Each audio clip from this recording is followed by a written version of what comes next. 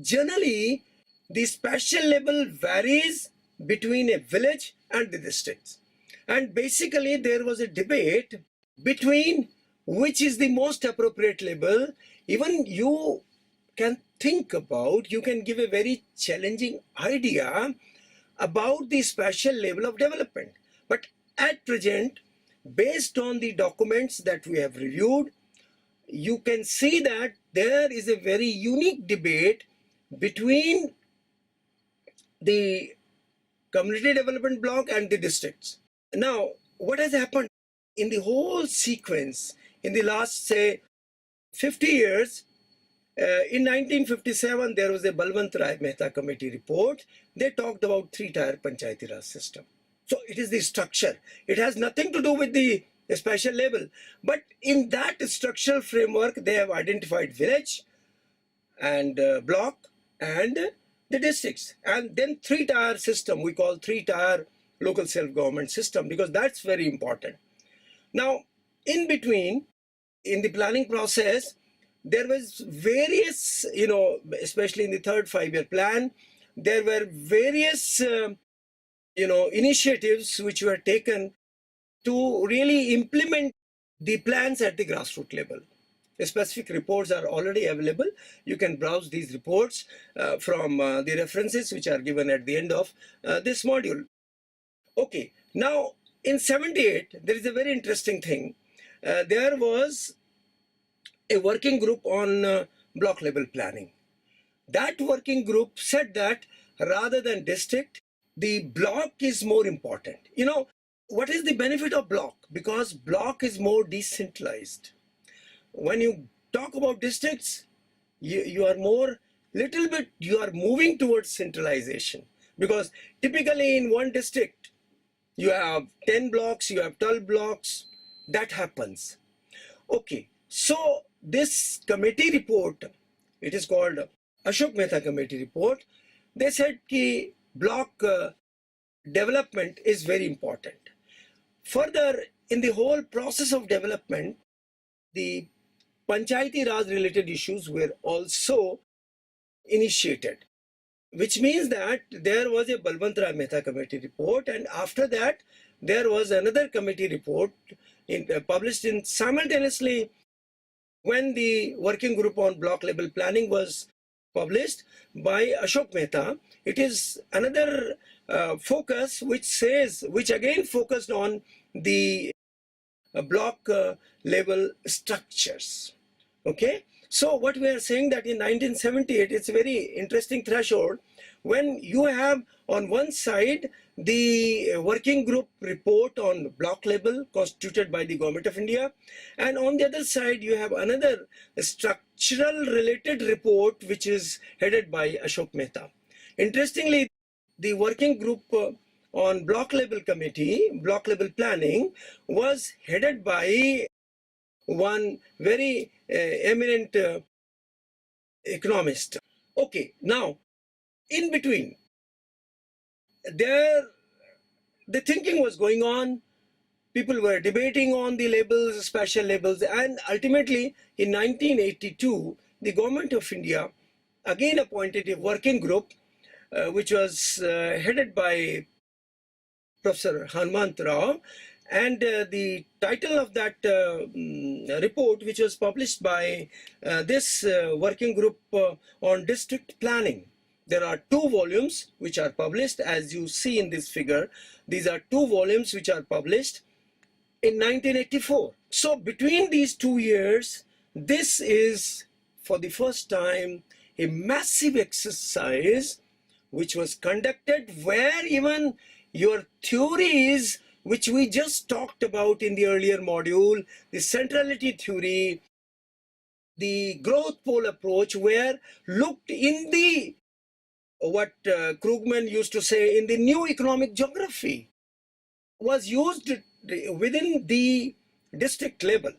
So a very unique Raichur district case study was seen in the second volume of the report on working group on district level planning.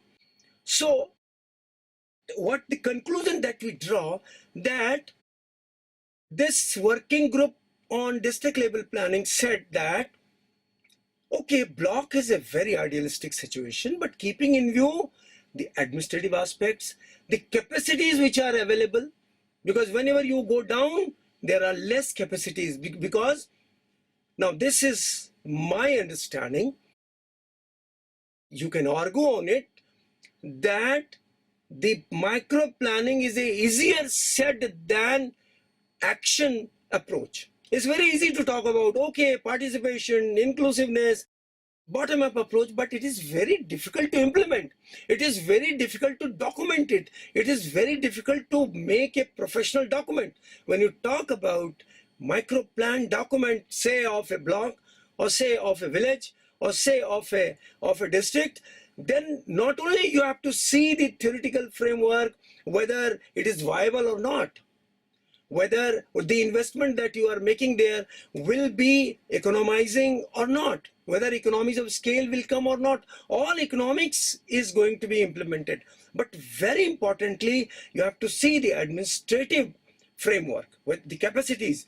And this working group on district level planning, they said that at present, district seems to be a more appropriate institution where you can analyze the local situation, you can understand the local scenario, local resources, potential of development, and at least you can develop. You have a capability, you have a district level administrators, and these administrators are ultimately going to develop the plan, and you have other structural, the local self-government head office is also there.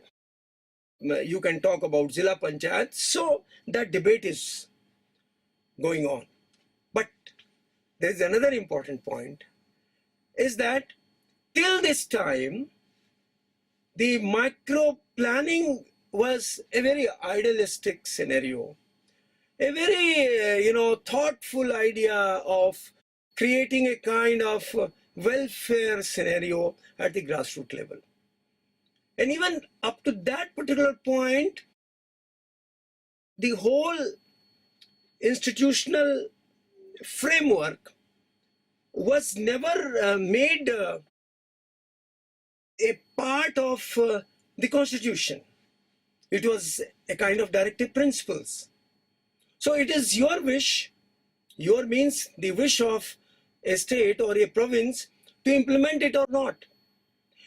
A unique debate has been generated in India. So that's why the understanding of practice is very important. In 1992, there was a unique constitutional amendment. 2 constitutional amendments were initiated. And you, as a student of development economics, you must read these constitutional amendments very importantly.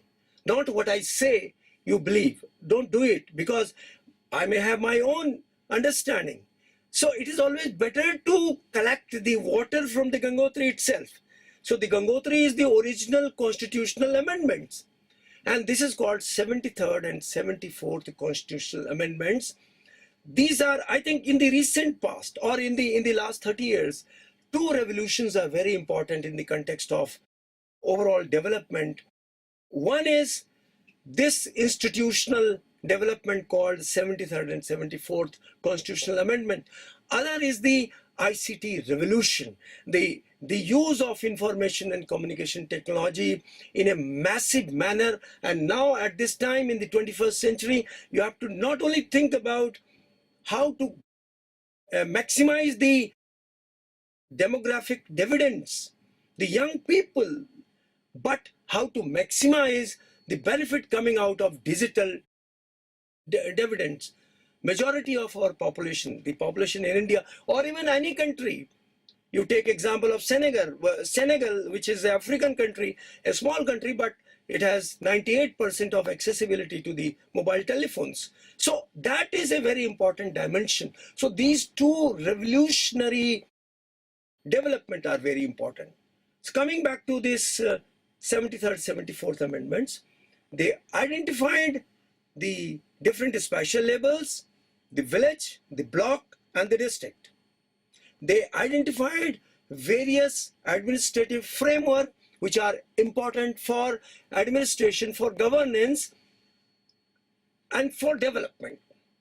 And very importantly, in this whole process, all the theoretical dimensions that we have been talking about in the context of decentralized development in these two papers focusing on growth theories and development economics, you will feel very happy that all these dimensions are taken care in the 73rd and 74th Amendment.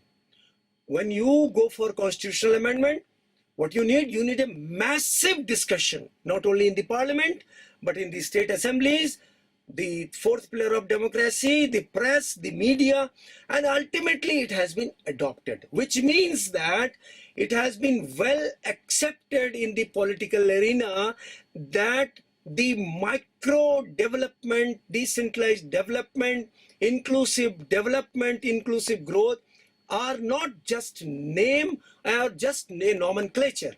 If you have to convert into a reality, you have to initiate state intervention in terms of micro plan. And this, for the first time, the 74th Amendment, even I can talk about a particular article of the Constitution that makes 243ZD article that creates a new institution at the district level, and this is called District Planning Committee. Just see, very interestingly, the District Planning Committee is a very important dimension in which the whole planning framework is to be understood properly. And this is now in the Indian context. That's why I'm repeatedly provoking you as a young, component, as a young aspirant of the demographic dividend, to really focus on these areas. So this whole idea of district planning committee is ultimately culminated on the basis of the great debate which is happening in the great in Indian scenario, in the democratic processes in India, in the parliament, as well as in the academic arena, in the universities, research organization, and so on, even in the public. And then ultimately, institutional structure, which shows that for all practical purpose, at present, the district is a micro planning unit. I'm not saying it is an idealistic situation. I'm not saying maybe in future you yourself can advise other appropriate level which can go even below district level. But at present, officially it has been recognized. It doesn't mean that you don't plan at the village level. Now, you have to be very careful, which means that the village level institutions, they will plan for the village. You remember carefully, because a village cannot be viable for a big health center or for a big college. So there is some kind of hierarchy of institution. So village plans are prepared and submitted to the block level. So it is like a pyramid. Like, you have, say, in a unique district, there are 200 villages, okay? Or in a typical Indian scenario, there are 200 village panchayats or village local self-governments. Now they prepare the plan, and gradually these plans are, if I use appropriate legal terminology, consolidated at the block level. So these 200 plans are consolidated, say 15 blocks. So there are 15 block plans. Further, these 15 block plans are discussed at the district level. Now that's very important. So district plans are not discussed at the higher level. So district plans are made, and then these plans, which means that your village requirements are aggregated at the block, or block requirements are further aggregated at the district level. There's a beautiful synchronization between a village and the district, and majority of these plans are, since these are the process-based plan, people participate in that process.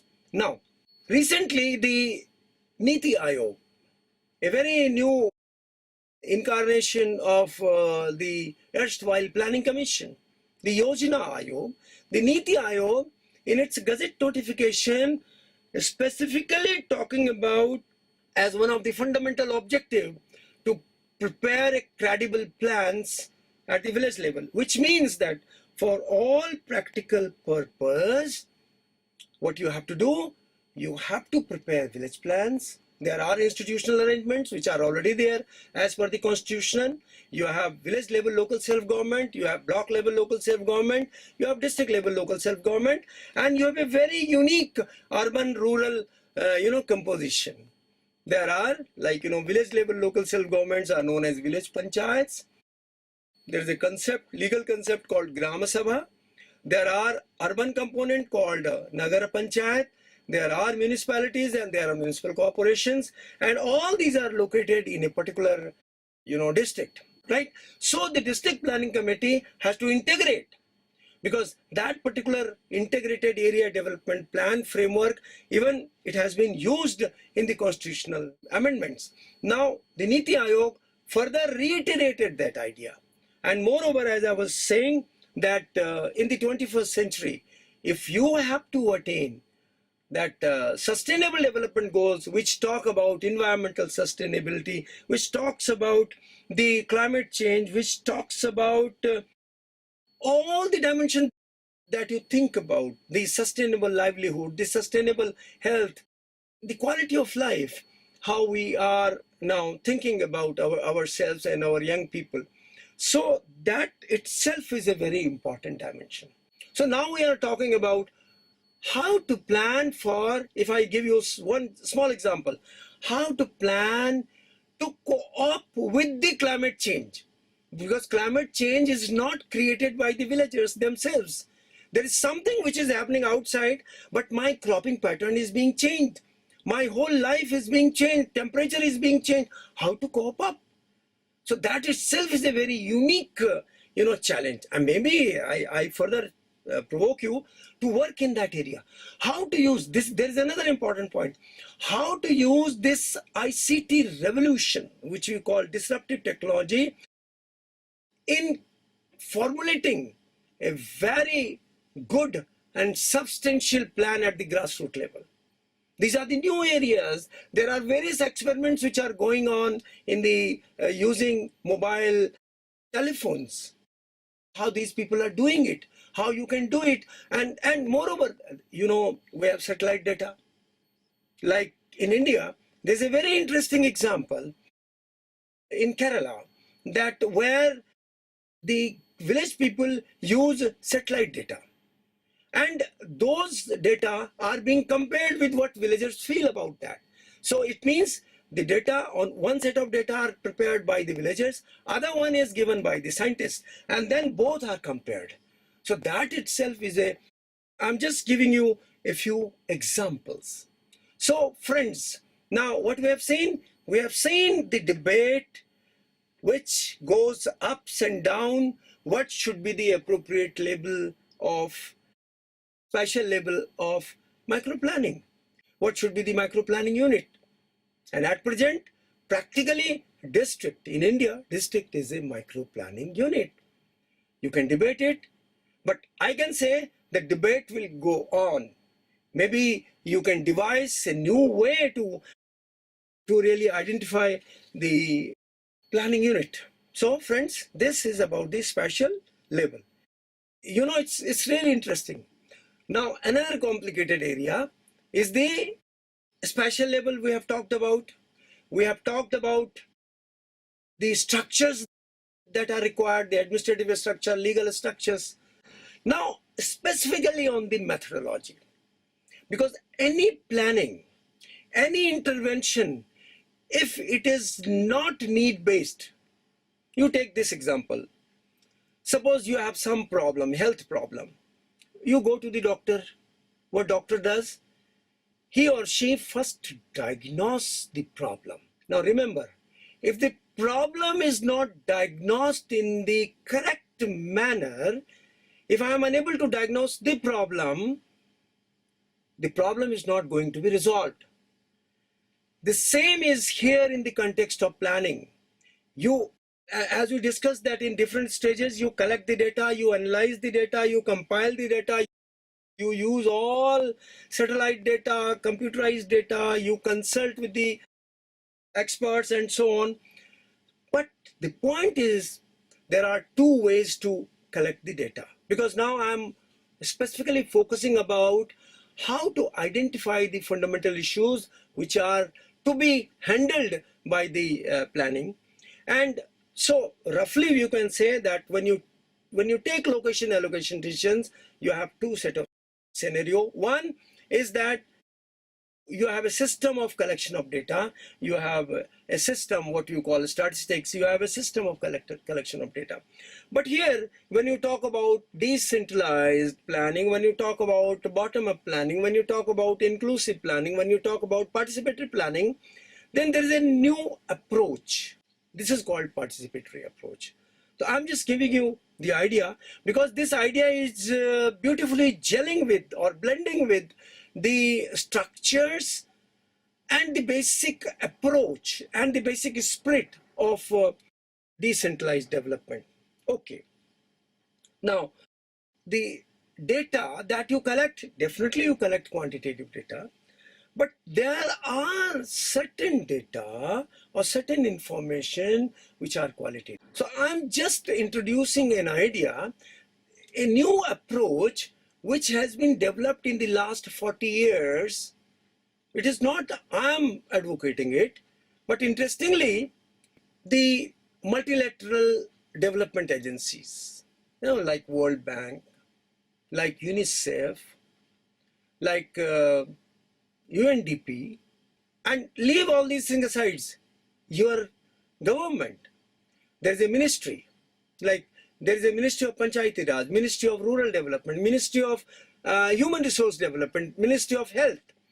And if you read some of the processes, all these ministries says that we are living in a multi-planning scenario where micro plans are to be developed, and they compulsorily mandate the agencies or the development administrator to conduct the participatory analysis.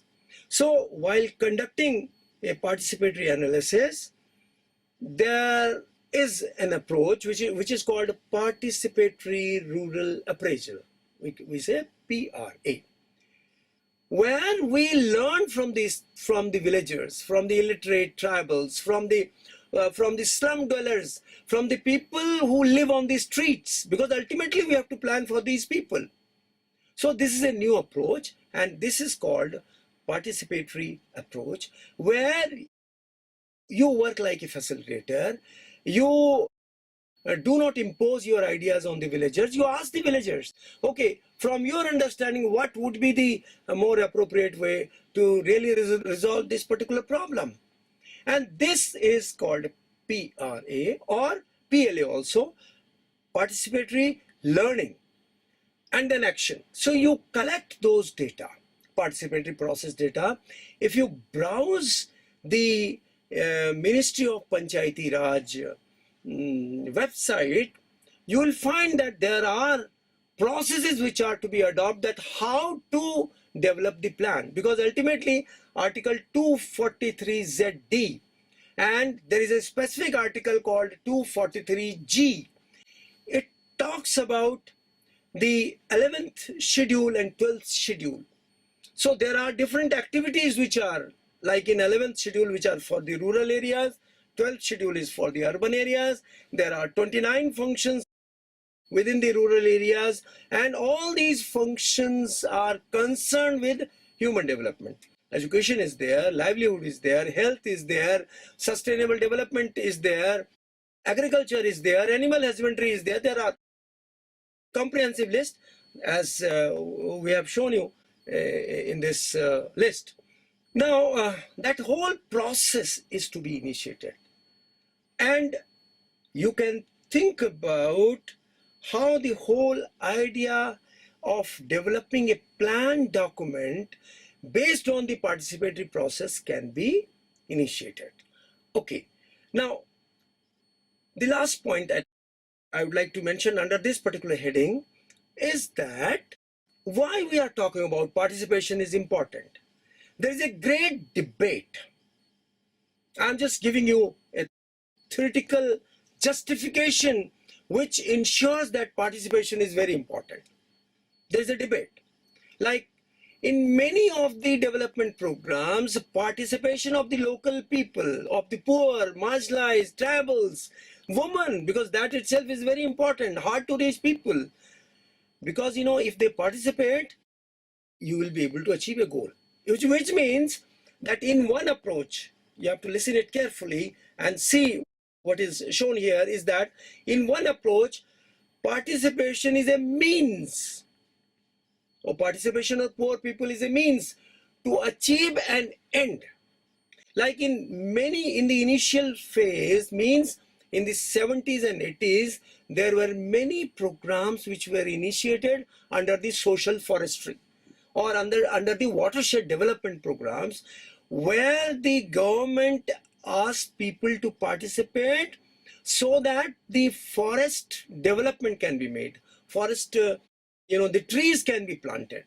So the ultimate aim was planting tree, and then ultimately you are asking people to participate. This is one approach. There is another approach, is that now again is a very interesting idea, is that participation of the poor and marginalized is not a means but is an end itself. Now there are it's like North and South Pole difference between these two approaches, and both the approaches are talking about participation. And that's why the whole idea of or debate, I can say, which was generated by Mahbubul Haq, a Pakistani economist, which was strongly supported by Amartya Sen, a Nobel laureate, and another important Bangladeshi. This is very interesting. The Pakistan, India, and Bangladesh. The Muhammad Yunus, who again got a Nobel Prize in peace, for peace. Now, these three people, they mainly focus on, this is my understanding, but focus on that no, human development, that's why new idea of human development comes. It is not income which is more important. It is the quality of life which is more important. Now these days there is a new concept called a happy development. There are a lot of interesting arguments which are being floated, but Amartya Sen, Mahbubul Haq established, and UNDP every year publishes the Human Development Report, that human development or the quality of human life is the end of all the efforts. So that's why this participatory process is ultimately aiming to empower people rather than achieving some other end. Just, on this process part, I will give you one small example. You can evaluate, you can conduct a lot of dissertations, action research. Like, take example from India. Like in Indian scenario, as per the 73rd, 74th Amendment, between 33 and 50%, the woman's participation or the woman's representative of the local self-government as the village level, block level, and district level are reserved for women. Which means, let me explain it in very simple terms, which means that 50% of the Gram Sabha, of the Gram Panchayat, 50% of the seats of the Gram Panchayat are reserved for women. Okay? Now, people say that, okay, these are illiterate people, these are etc., etc. There are a lot of blame game that can be talked about. Interestingly, this debate is again going on when you are reserving seats of women at the local self-government. Why not at the state level? Why not at the Lok Sabha or Rajya Sabha? It's an interesting debate. but it is based on the fundamental concept given by Amartya Sen and Mahbubul Haq. So now you see, there were a lot of studies which were conducted when these poor women, illiterate women, marginalized women are given a chance to perform at the grassroots level. They performed very well, which means that if I say, okay, please come, now it is your local self-government and you have to take decisions. So that itself empowers the people.